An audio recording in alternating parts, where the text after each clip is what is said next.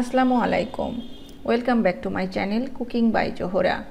অনেক সময় রুটি বেঁচে যায়, সেই বাসি রুটি কেউ কেউ ফেলে দেয় বা কাউকে দিয়ে দেওয়া হয়।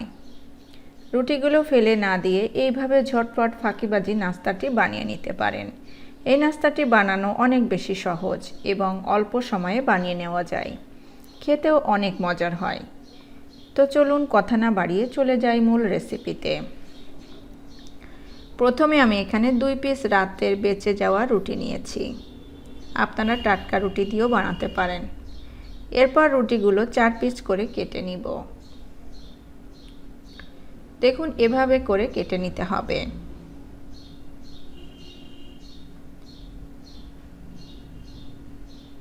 সবগুলো কাটা হয়ে গেলে এরপর এগুলোকে একটা সাইডে রেখে দিব। এরপর একটি পাত্রে একটি ডিম ভেঙে নিব। ডিমের সাথে অ্যাড করব সামান্য একটু লবণ, একটি পেঁয়াজ কুচি, 2টি কাঁচামরিচ কুচি, সামান্য একটু চিলি ফ্লেক্স।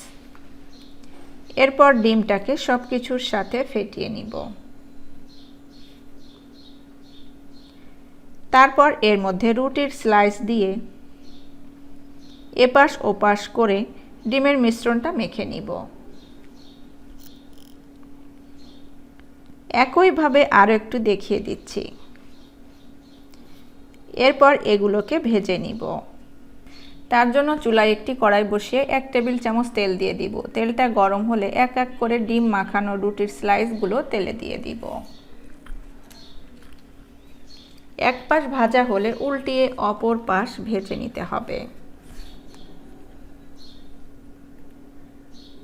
2 পাশ যখন সুন্দর কালার হবে তখন তেল থেকে তুলে নিতে হবে। একইভাবে বাকিগুলো ভেজে নিব। দেখুন একটি মাত্র ডিম দিয়ে অনেকগুলো ভাজা হয়ে গিয়েছে। এভাবে ভেজে টমেটো সস দিয়ে পরিবেশন করতে পারেন। এটি এমনিতেও ভালো লাগে।